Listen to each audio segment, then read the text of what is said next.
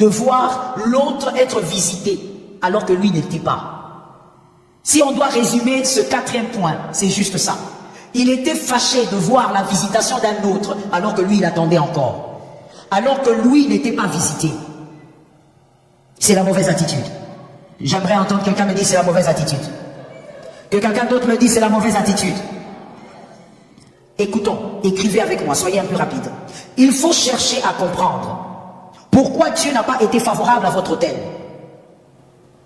Et non chercher à comprendre pourquoi Dieu a agréé l'autel de l'autre.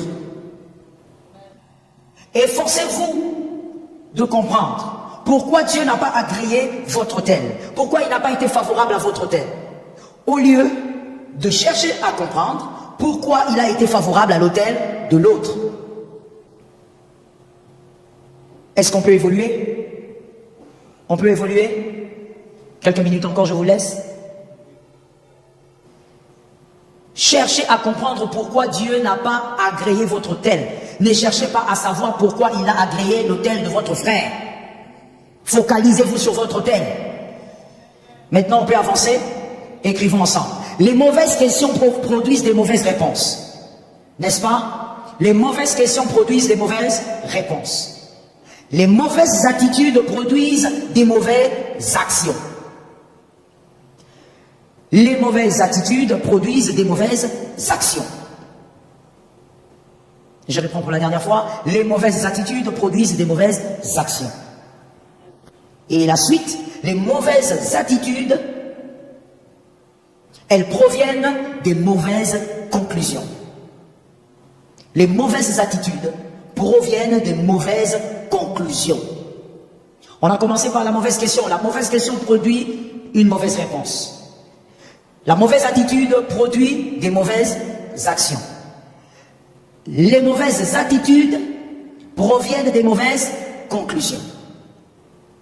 Lorsque quelque chose vous arrive dans la vie, si tu es un peu en retard, tu vas compléter avec ce que ton frère a écrit. Lorsque quelque chose vous arrive dans la vie, attention à vos conclusions. Lorsqu'il y a un événement autour de votre vie, attention à vos conclusions. Parce que vos conclusions vont produire, merci beaucoup, des attitudes. Suivez bien le schéma que je vous ai donné. Des attitudes. Vous ne saurez pas pourquoi la sœur, depuis un moment, quand elle vient à l'église, elle est devenue froide, elle ne parle à personne. Mais vous savez pourquoi elle est devenue comme ça? À cause? Non. Merci, pasteur. À cause des conclusions. Les mauvaises conclusions. Ça veut dire, elle s'est mise, elle a réfléchi, elle a conclu. Ah, donc moi, dans cette église-là, on ne me respecte pas. Alors, à partir d'aujourd'hui, je deviens froide.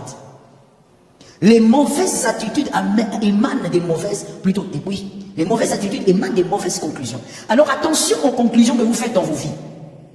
Face à ton frère, avec les problèmes que vous avez, ne soyez pas pressés de conclure. Non, il a fait ça à cause de ça. Mon frère, tu peux te tromper. J'ai parlé, mais je n'ai pas entendu. J'ai parlé, mais je n'ai pas entendu. Je dis, mon frère, ma soeur, tu peux te tromper. L'erreur est humaine.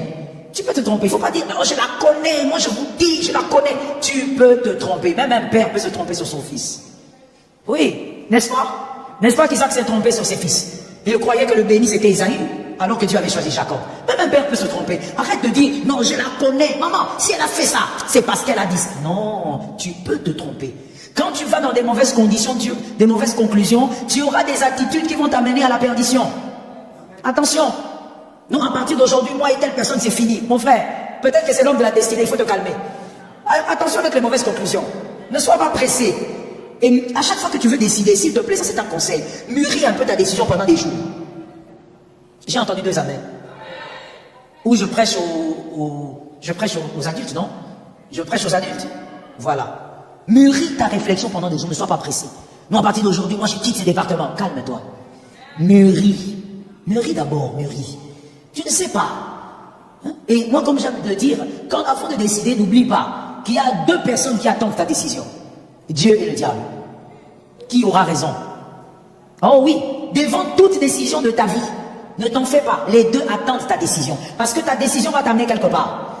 Ta décision va forcément te mettre sur un couloir. Et le couloir là, qui va le contrôler? Dieu ou le diable? Après ta décision, demain, tu prendras des décisions aussi demain. Qui sera vainqueur dans tout ça? Dieu ou le diable? Est-ce qu'après tes décisions, le diable regarde Dieu en se moquant, en disant, tu vois, je savais, je l'ai manipulé, ça marchait. Est-ce que le diable se moque? Il ne faut jamais être pressé de conclure.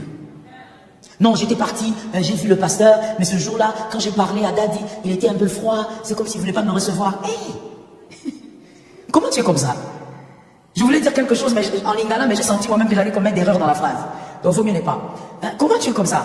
Ça veut dire que quelqu'un peut être froid pour plusieurs raisons. Il faut grandir. Dis à un frère, grandissons. Dis à ton âme, grandissons. Oh non, je suis vraiment déçu. J'étais allé là-bas, Daddy m'a reçu froidement. Mais est-ce qu'avant de te recevoir, tu sais qui l'a reçu? Avant de te recevoir, tu sais ce qu'il a entendu? Peut-être qu'il vient juste d'avoir une nouvelle, ou par son téléphone, il vient d'apprendre qu'il y a un problème dans sa famille. Il va te le dire. Mais il est humain. Il va réagir comme un humain. Alors toi, si tu as des conclusions hâtives, frère, tu vas perdre des choses dans la vie. Tu seras là en train de dire, ah, moi aussi j'étais à côté de cet homme-là. Dans le passé. Aujourd'hui, tu es où? Il faut même pas. Avec moi, il faut même pas essayer. Là, je termine ça maintenant et tout de suite. Je dis avec moi, il faut même pas essayer. Si on se sépare, oublie. Ouais. Faut pas commencer à raconter, vous voyez la femme là, moi j'étais très proche, je lui ai donné du thé. Rien de moi. T'es ensorcelé. Ah mais oui, si tu veux raconter l'histoire, reste là. Ne sois pas ces gens aigris là qui viennent après. Oh non, moi j'étais avec elle, moi je sais comment elle dort, comment elle... Moi c'est mon frère. Arrière. Moment qu'il faut mûrir vos conclusions. C'est aujourd'hui qu'il faut mûrir les conclusions. Oh, quelqu'un vient là, je ne sais d'où. Oh, tu sais, pasteur Joël, tu sais, il s'est passé ceci avec ton père spirituel. D'abord, il va venir d'où? D'abord, il va d'abord commencer par où? Il n'aura même pas la force d'ouvrir sa bouche. Il ne va même pas s'approcher. Parce qu'il sait que là-bas, ça ne peut pas marcher. Comment tu vas ouvrir la bouche pour parler de mon papa? Mon papa? Hein? Mon papa? Quand j'ai besoin d'une consolation, j'écris à mon papa biologique. Il m'envoie des phrases. Ça adoucit mon cœur. Quand j'ai besoin d'un appui spirituel, je dis papa. SOS. Il suffit qu'ils disent l'Éternel est avec toi. Je prends les téléphones là, je commence à brandir ça partout. Toute la journée, j'aurai seulement les téléphones comme ça. La maison n'aura point de repos. Parce que mon papa a dit l'Éternel est avec toi. Maintenant, toi tu es qui? Toi tu es qui? Pour t'approcher là, pour me dire, oh non, tu sais, il paraît rien. Il ne paraîtra jamais rien. Il paraîtra jamais quelque chose. Et même s'il paraît, je m'en fous. Mon frère, même s'il paraît, je sais à quelle source je bois et je bois là-bas. Je sais ce que ça me fait moi-même. Tu sais, c'est comme quelqu'un qui vient et regarde, tu as ta boisson, peut-être c'est du tonique, et puis il te dit, oh, tu prends du tonique. Toi-même, tu sais ce que ça te fait. Pasteur, tu ris. Mais je te dis la vérité, il y a des gens bizarres dans la vie. Tu viens là, oh, le tonique là, c'est pas bon comment? Moi, j'aime ça. Moi, quand je bois ça, je me sens bien. Oh, moi, je n'aime pas le Sprite. C'est toi qui n'aimes pas le Sprite. Moi, quand je bois ça, je me sens bien. Toi, tu ne peux pas venir là me dire, voilà, il y a telle chose. Mon frère, il faut savoir faire des bonnes conclusions dans la vie. Est-ce que quelqu'un m'entend bien? Il faut savoir faire des bonnes conclusions. Lorsqu'on fait des bonnes conclusions, on a des bonnes attitudes. Écris avec moi.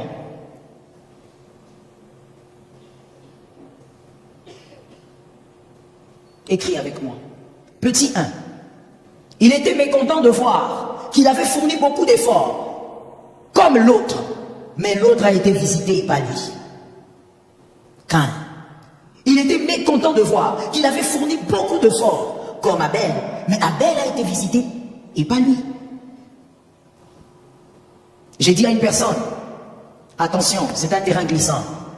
Je répète encore, c'est un terrain glissant. Je répète, c'est un terrain glissant. Ne juge pas les efforts d'un autre. S'il te plaît, il ne faut pas juger ça. Il ne faut pas dire, j'ai travaillé plus que lui. Tu mesures ça comment? Tu mesures ce que tu vois, mais tout ce que tu vois n'est pas tout ce qu'il y a. Ne mesure pas. Non, dans cette église, moi je travaille plus que tout le monde. Comment tu mesures ça? Ne mesure pas ça. Parce que tout ce que tu vois n'est pas tout ce qu'il y a. Est-ce que quelqu'un m'entend bien? Attention. C'est pourquoi je disais tout à l'heure, c'est un terrain glissant. N'élève pas le tel de Caïn. N'oublie pas, avec Dieu, ce n'est pas d'abord une question d'effort, mais c'est une question de cœur. Voilà pourquoi il est dit, vous allez me donner le verset avec rapidité, il est dit, comment on dit ça encore? L'obéissance vaut mieux que le sacrifice. Verset? Merci pasteur, 1 Samuel combien?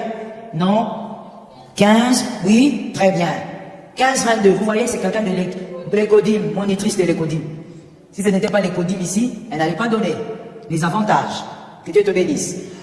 1 Samuel 15-22, l'obéissance vaut mieux que le sacrifice. Parce que pour Dieu, ce n'est pas d'abord l'effort qui va te payer, mais c'est ton cœur. Le cœur, l'état de ton cœur. Alors s'il te plaît, ne juge pas l'effort d'un autre pour dire, pourquoi lui il a été visité avant moi? Moi je me sacrifie ici plus que lui. Ne juge pas ça. Écrivons et retenons. Ce que tu vois est trompeur. Tu ne sais pas ce qu'il fait en secret. Quand tu juges l'effort de l'autre, tu dis, ah lui il est seulement là, il est seulement assis. Nous travaillons, nous montons, nous descendons. Maman nous envoie, mais lui il est toujours assis. Attention, ce que tu vois n'est pas tout ce qu'il y a aussi des choses dans les secrets. Tu ne sais pas ce qu'il fait dans les secrets, voilà pourquoi il a été visité. Il ne faut pas voir l'hôtel de Caïn. Est-ce que quelqu'un m'entend? Non, nous avons l'habitude de le voir ici, il ne fait rien de grave, il tient seulement les micros. Mon frère, tu ne sais pas ce qu'il fait dans les secrets. Est-ce que quelqu'un m'entend? Écoutez aussi pourquoi vous ne devez pas juger l'effort ou les efforts des autres. Sois assez sage pour comprendre. Sois assez sage pour comprendre que Dieu, il n'est ni prisonnier de tes caprices, ni prisonnier de tes attentes. Dieu n'est pas prisonnier. Lorsque tu élèves ton autel, tu as des attentes. Mais Dieu n'est pas prisonnier de tes attentes. Il est libre de bénir qui il veut avant toi. Cet amen n'est pas normal. Tu peux élever ton autel ici, aujourd'hui, avec un autel sacrificiel. Mais Dieu est libre de bénir celui qui va élever son autel demain matin. Il le bénit avant toi. Dieu n'est pas prisonnier de tes attentes. Je dis à quelqu'un, nos attentes ne sont pas forcément les désirs de Dieu. J'ai aimé cet amen-là. Nos attentes ne sont pas forcément les désirs des dieux. Toi, tu veux que Dieu te visite en 2022, mais lui, il est libre de faire comme il veut. Fais comme tu veux. N'est-ce pas? Ouais. C'est un peu comme un homme de Dieu qui nous avait fait rire. Il dit, nous disons, oui, prends tout, Seigneur. Et au moment des offrandes, tu donnes 500 francs. Les 10 000 francs, tu gardes. Oui, prends tout, Seigneur. Tu mens même à l'église. Quand tu dis prends tout, Seigneur, il est libre de tout prendre. Hein? Il est libre de te dire, lève-toi là où tu es, ne me donne pas cette offrande, va dans ton compte bancaire, vide-moi le compte. Oui, prends tout, Seigneur, oui ou non? Ben oui. Et donc, Dieu n'est pas prisonnier de tes attentes. Et tu peux vouloir être béni en 2023. Tu dis, Seigneur, s'il te plaît, je veux me marier, Seigneur. D'ailleurs, je ne sais même pas, pourquoi tu pleures beaucoup comme ça? Hein? Tu veux seulement l'homme? Hein? Tu es fatigué. Tu es fatigué maintenant de quoi? Ah ah! Si on en parle ici, il y a des gens qui vont fuir, hein? La vérité, c'est ça, hein? Quand vous pleurez dans les femmes, Seigneur, le mariage, je te supplie. Tu supplies quoi? Il y a quelqu'un qui souffre là-bas. Qu'est-ce que tu supplies? En réalité, tu supplies des choses étranges. Même Dieu lui-même, il est choqué. Cette fille ici, elle veut quoi? Tu pleures, Seigneur, donne-moi. Et pour aussi, c'est un homme, c'est encore pire. Seigneur, la femme. Là, tu entends Lucien en train de prier. La femme, Seigneur, n'est-ce pas que tu as dit? Il va sortir même des phrases que Jésus n'a jamais dit. Tout ça seulement pour la femme. Mais tu cherches la femme là pourquoi? Hein? Ah, la raison là, vous-même, vous savez. Si je le dis ici, on va encore me crucifier. Vous connaissez la raison vous-même. Tu pleures, Seigneur. Mon frère, tu vois ce que tu demandes au Seigneur à la femme là? Il va te faire grâce, il va te donner. Mais tu vois les raisons pour lesquelles tu la cherches. Ça ne sera pas comme ça, frère. Frère, qui a compris? Ça ne sera pas comme ça, mon frère. Je te dis la vérité. Moi, je te dis les choses cachées. Je te dis. Les autres te cachent.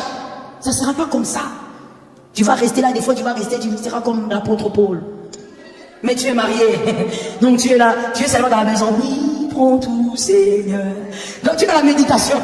Parce que depuis que tu as commencé, elle est malade. Elle est malade. Elle a mal au dos. Elle a mal à la tête. Elle est enceinte. Et puis la grossesse disparaît. Les femmes sont incroyables quand même. Mon frère, c'était juste une parenthèse pour te dire, écoute, Dieu n'est pas prisonnier de nos attentes. Tu veux te marier, mais il sait quand est-ce qu'il va te donner l'homme de ta vie. Parce qu'il doit aussi te laisser vivre ta maturation. Monsieur, il doit te laisser vivre ta maturation. Tu ne dois pas être un homme marié et ta femme te dit, écoute, chérie, tu peux me donner quelque chose pour manger? Maintenant, je n'en ai pas, que je fasse quoi? Que je vole, que je prenne? Tu es chef, non? Tu es chef, tu n'as qu'à savoir ce que tu veux faire. La femme, elle embête le mari même pour rien. Oui. Ça veut dire, elle peut venir, chérie, j'ai mal à l'épaule. Maintenant, il est médecin, et tu dois lui donner une solution, hein, monsieur. J'ai mal à l'épaule. Et puis elle peut même préciser, j'ai mal à l'omoplate. Ça me fait des douleurs, des pics. Maintenant, quoi ose ne pas regarder quand elle parle? Mon frère, elle va pleurer toute la nuit. Lamentation de Jérémie. Tu ne vas pas dormir. Tu tournes un peu seulement. Ah maman, pourquoi tu n'es pas là? Elle va invoquer tous les